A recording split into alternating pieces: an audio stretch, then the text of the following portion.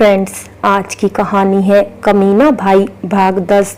पिछले भाग में आपने पढ़ा, रमन ने मन ही मन सोचा, कभी रोशनी की इज्जत उस सेठ के हाथों बर्बाद हो, मुझे विनीत से बात करनी होगी। हाँ, यही ठीक होगा।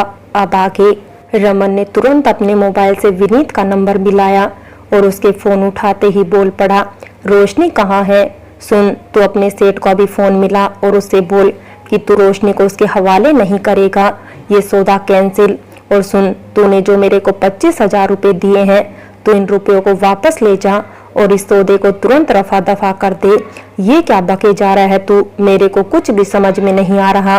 और अब तो वैसे भी तेरा संबंध रोशनी से टूट चुका है, इसलिए तू रोशनी के बारे में मेरे से कोई बात ना कर। मेरे पास कोर्ट का कागज है और उस पर तेरे दस्तक भी हैं। विनीत ने उससे कहा, देख विनीत, मैं रोशनी से मिलना चाहता हूँ और प्लीज तू मेरी रोशनी को सेठ के हाथों में न दे। तेरी रोशनी? क्या कह रहा है तू? ये रोशनी तेरी कब से हो गई? और सुन, तू रोशनी से कभी नहीं मिल सकता, क्योंकि वो खुद भी तुझसे नहीं मिलना चाहती। तू अपनी जिंदगी जी और अगर मेरी बात मान तो इस शराब की लत को छोड़कर ईमानदारी की जिंदगी जीने की कोशिश कर, क्योंकि ये शराब इंसान की मित्र बनकर हमेशा उसके साथ धोखा करती है और समय से पहले ही उसे मौत की नींद सुला देती है। तू ठीक कह रहा है दोस्त, मैं वादा करता हूँ कि शराब को हमेशा के लिए छोड़ दूंगा, पर शराब तो तू भी पीता है और रोशनी के साथ तो तेरी नियत भी। कुछ न बोल आगे, वरना तेरी जुबान खींच लूंगा।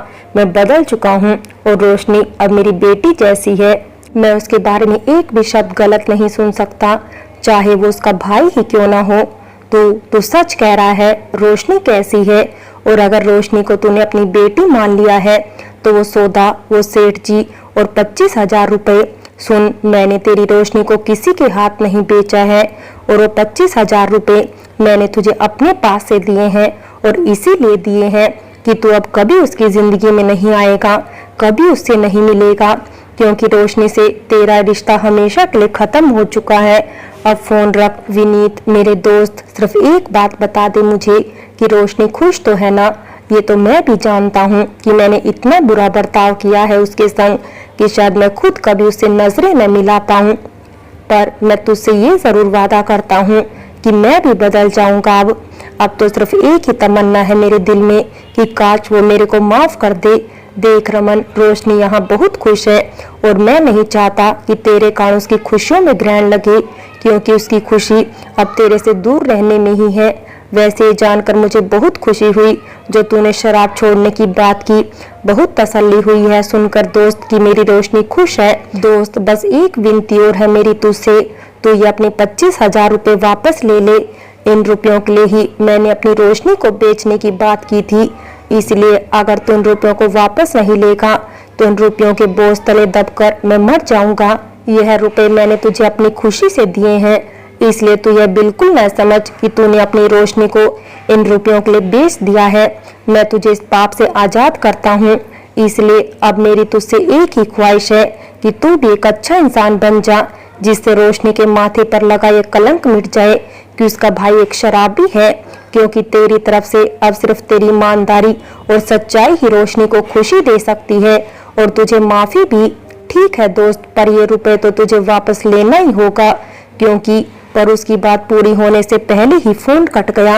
अब रमन एक बार फिर से ख्यालों की दुनिया में खो गया। उसने सोचा, एक तरफ दुनिया में इतने महान लोग हैं जो हमेशा दूसरों की मदद करते हैं, उन्हें अच्छा इंसान बनाने का प्रयास करते हैं, और दूसरी ओर मुझ जैसा कमीना भाई जो सिर्फ बर्बादी के सपने देखता है और दूसरों की बर्बादी में ही अपनी खुशी तलाशता है। उसकी आत्मा ने धिक्कारते हुए उससे कहा, लानत है तेरी जिंदगी पर रमन। अपनी बहन की शादी करना तो दूर, अपनी शराब के लिए उसके जिस्म का सौदा तक कर डाला तूने। कितना गिर गया तू। और तब अचानक ही उसने अपने हाथों में शराब से भरी बोतल को अपने ही सिर पर दे मारा। बोतल टूट गई और उसके सिर से रक्त की धार बह निकली और वो बेहोश हो गया। रंजन उस रात गेस्ट हाउस में ही ठहरा और दूसरे दिन सुबह होने पर जब घर आया तो वहाँ का पूरा माहौल बदला बदला सा था। रोशनी उसे देखते ही एक सजे सवरे कमरे में ले गई और बोली, आज से ये कमरा तुम्हारा है और यहाँ तुम्हारी जरूरत की सारी चीजें हैं। तब तक विनीत, कृतिका और दोनों बच्चे भी वहां आ गए। आज सभी बहुत खुश थे कि रोशनी ने रंजन को पसंद किया और वह हमेशा उसके साथ ही रहेगी। कृतिका ने रंजन को सोफे पर बैठा दिया और उसका टीका करने लगी। रंजन ने पूछा, ये सब क्या है? जवाब में विनीत ने दिया, रोशनी से तेरी शादी होनी है और उसकी तैयारी अभी से हम लोगों ने शुरू कर दी है। खूब शान से हम रोशनी की शादी करेंगे और सबसे मजेदार बात यह है कि रोशनी की बारात यहीं से निकलेगी और घूम फिर कर यहीं वापस आएगी, क्योंकि हम लड़की वाले भी हैं और लड़के वाले भी। रंजन ने कहा, वो तो ठीक है, पर इतनी भी जल्दी क्या है? मुझे सोचने समझने का समय चाहिए। पागल कहीं का, सारा रिश्ता तय हो गया, सारी बातें तय हो गई, प्यार हुआ, इकरार भी हुआ और अब भी तू सोचने की बात करता है। यहाँ तो चट मंगनी और पट ब्याह वाली कहावत लागू होती है। और सुन, अगले हफ्ते ही तेरी शादी है, कुछ समझा या नहीं? विनीत ने कहा, अरे नहीं, मैं इतनी जल्दी शादी नहीं कर सकता, अभी मुझे बहुत सारा काम करना है। कई अपराधियों को जेल की सलाखों के पीछे पहुंचाना है।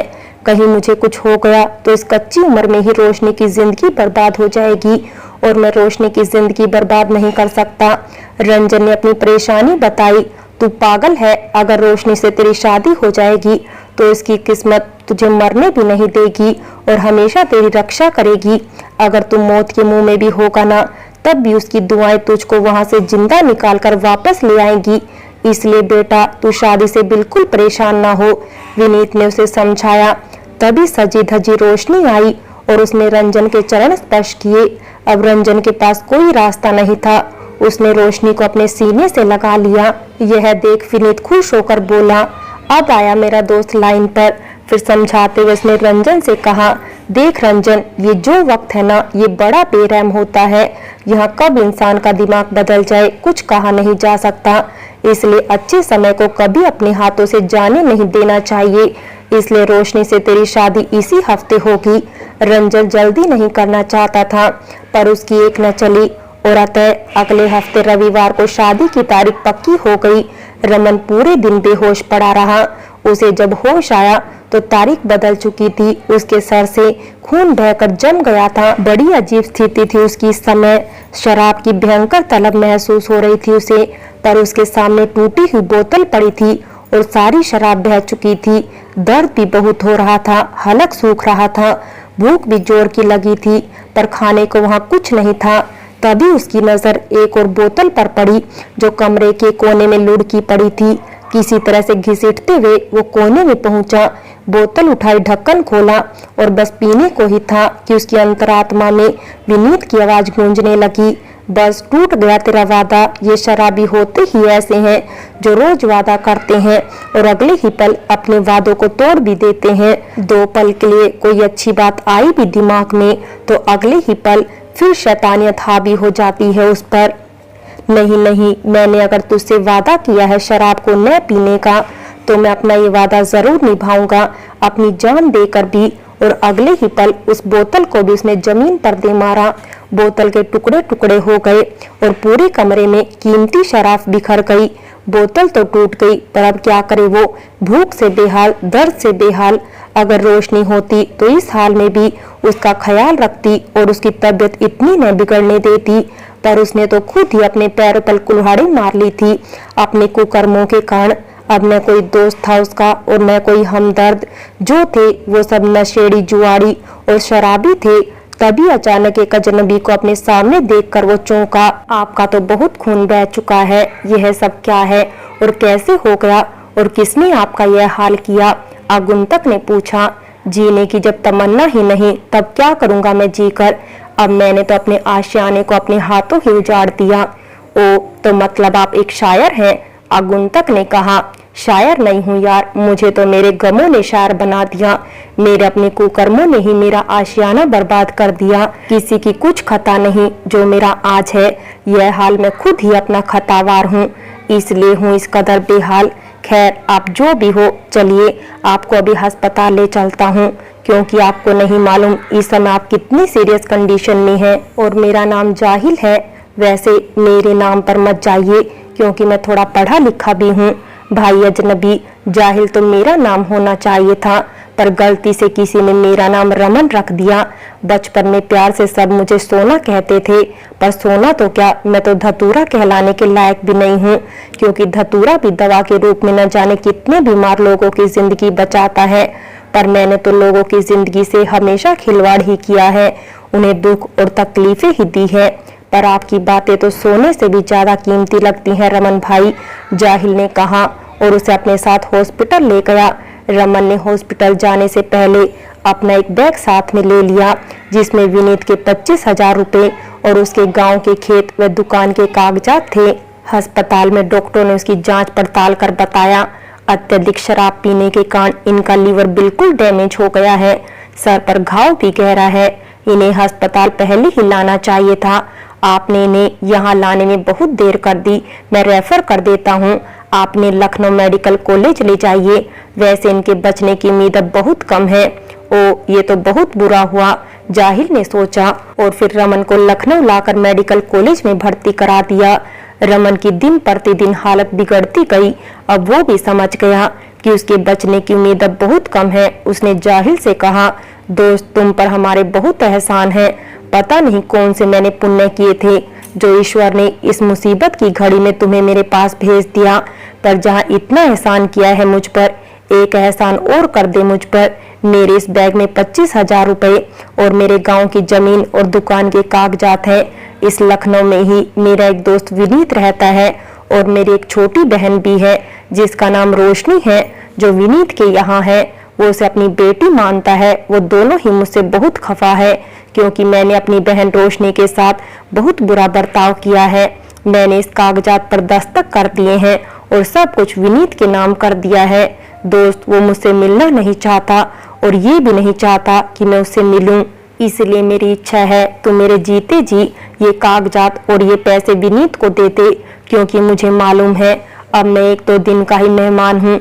यदि तू मेरा ये काम कर देगा तो मेरी आत्मा को बहुत शांति मिलेगी और तेरे लिए मैं ईश्वर से दुआ करूंगा वो तेरी हर मनोकामना पूरी करे। ओ, फिर तो मुझ में भी अब और बर्दाश्त करने की ताकत नहीं है मेरे भाई रमन, क्योंकि एक राज जो अब तक मैंने आपसे छुपाया है, मैं उस राज को अब और नहीं छुपा सकता। मेरे भाई दोस्त, वो राज ये है, मैं इत्तेफाक से आपको नहीं मिला, बल्कि आपके दोस्त विनीत ने ही आपका हाल जानने के लिए मेरे को आपके पास भेजा था। लेकिन उसने मेरे से आपको ये बताने को मना किया था कि उसने ही मुझे आपकी सेवा में भेजा है। और एक बहुत बड़ी खुशखबरी भी है आपके लिए भाई रमन, और वो खुशखबरी ये है, कल आपकी बहन रोशनी की रंजन से शादी है और विनीत की बहुत इच्छा थी कि आप इस शादी में जरूर आए, लेकिन रोशनी नहीं चाहती थी कि इस शादी में आप आए, क्योंकि उसे डर था कि आपके कारण कहीं कोई बवाल ना हो। पर रमन भाई, आप वास्तव में इतना बदल जाओगे, इसकी कल्पना न विनीत को थी और न ही रोशनी को। यद्यपि अब बहुत देर हो चुकी है, फिर भी आप मेरे साथ चलिए, मैं सब संभाल लूंगा। आपकी अपनी बहन की शादी है तो आपका भी वहाँ होना बहुत जरूरी है। ये क्या कह रहा है तू मेरे यार, मेरी रोशनी की शादी है और वो भी रंजन के साथ में। मैं तो रंजन से मिला भी हूँ, बहुत ही अच्छा और होनहार लड़का है। और बेटा, तुझको विनीत ने ही मेरे पास भेजा है मेरी देखभाल के लिए, मेरी सेवा के लिए। यह कैसा आश्चर्य है, मुझ जैसे कमीने इंसान के लिए भी वो इतना कुछ कर रहा है। हे भगवान, तुम बच्चों को हमेशा खुश रखना और इन्हें दुनिया की हर बुराइयों से बचाना। मेरे भाई जाहिल, आज तूने मेरी सारी तकलीफें हर ली और एक नायाब खुशी मेरी खाली झोली में भर दी। मैं तेरा यह एहसान मरकर भी न चुका पाऊंगा, पर दुआएं अनंत है मेरी तेरे साथ में। रमन भाई, अब भूल जाइए इन बीती बातों को और चलिए मेरे साथ विनीत के घर, अपनी बहन रोशनी के घर, क्योंकि अब वक्त बहुत ही कम है। जाहिल ने कहा, नहीं, इस खुशी के अवसर पर मेरा वहां जाना ठीक नहीं है। तुम मेरे को शादी का वीडियो दिखा देना, यही मेरे लिए बहुत है। और फिर अपनी इस हालत में मैं चल फिर भी नहीं सकता और न ही परमिशन मिलेगी मुझे अस्पताल से। आप परमिशन की चिंता छोड़िए, वो सारी व्यवस्था मैं कर दूंगा। जाहिल ने जोर देकर कहा, नहीं दोस्त, इस समय मेरी हालत इतनी नाजुक है कि किसी भी समय मेरा दम निकल सकता है, और अगर कहीं बच्चों की शादी पंडाल में ही मेरी मौत हो जाए तो सोच कैसा मातम छा जाएगा वहां पर। बेटा, मेरी जिंदगी में अब चंद सांसें ही शेष है, इसलिए तू जा और शादी एंजॉय कर, पर मेरे को शादी का वीडियो जरूर व्हाट्सएप कर देना। ठीक है, जाहिल ने कहा, पर अंदर से वो भी बहुत दुखी था रमन की इस विवशता पर। विनीत के घर रोशनी की शादी की धूम मची थी। विनीत और कृतिका ही इस समय रोशनी के माता पिता थे। बारात आने से लेकर शादी होने तक की सारी रस्में इन्होंने ही निभाई। रोशनी भी बहुत खुश थी और रंजन भी। कल तक जिनका इस दुनिया में कोई न था, जिनके जीवन में अंधेरा ही अंधेरा था, आज उनके जीवन में अंधेरों का कहीं नाम भी न था। हर तरफ खुशियां थी, रोशनी थी, उजाला था और सुनहरे भविष्य का सपना था। जाहिल ने शादी की सारी लाइव तस्वीरें रमन को व्हाट्सएप पर भेज दी। दूसरे दिन वर वधू का सीताराम मंदिर पर दिन के 11 बजे गरीबों को अन्न वस्त्र बांटने का कार्यक्रम था। जाहिल ने बताया, इस कार्यक्रम के संपन्न होने पर करीब 1 बजे वो अस्पताल आएगा और तब तक सारी तस्वीरें लाइव उसे भेजता रहेगा। सुबह नाश्ता पानी जलपान के बाद मंदिर जाने का कार्यक्रम बना। ठीक 11 बजे रोशनी, रंजन, विनीत, कृतिका, जाहिल और भी बहुत से दोस्त रिश्तेदार मंदिर पहुंच गए और सभी गरीबों को अन्न और वस्त्र बांटा। रोशनी और रंजन ने जब आखिरी भिक्षुक को वस्त्र और प्रसाद दिया तो अचानक उस भिक्षुक ने रोशनी और रंजन के पांव पकड़ लिए और फिर उन्हें आशीर्वाद देने के लिए उसने अपने हाथ उठाए ही थे कि उनके कदमों में ही उसका प्राण अंत हो गया। ये भिक्षुक कोई और नहीं बल्कि रोशनी का भाई था, वो शराबी भाई जिसने शराब के नशे में अपना सब कुछ खो दिया था। वो जब होश में आया तब तक इतनी देर हो चुकी थी कि जिंदगी ने ही उसका साथ देने से इनकार कर दिया। बस खुशी एक बात की ही थी कि उसकी मौत पर सभी की आंखें सजल थी और सभी ने दिल से उसकी आत्मा की शांति के लिए प्रार्थना की। फ्रेंड्स, कमीना भाई कहानी यही समाप्त होती है और अगर कहानी अच्छी लगी हो तो लाइक करें, शेयर करें और प्यार भरी कहानी चैनल को सब्सक्राइब करें।